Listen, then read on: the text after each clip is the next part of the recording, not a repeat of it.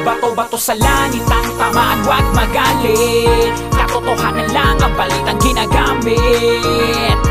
Sa Bagti Channel, Marcos Social Media Alliance. Di pwedeng tago sa bayan ang katotohanan. Katotohanan para sa bayan, Bagti Channel. Puro at tapat at katotohanan lang para sa bayan ay makakabuti yan.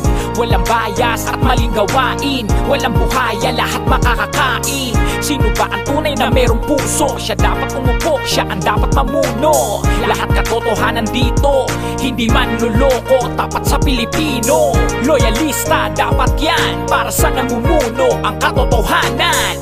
Bawal dito ang kamalian, kung sinong bias ay tututukan. Marcos Social Media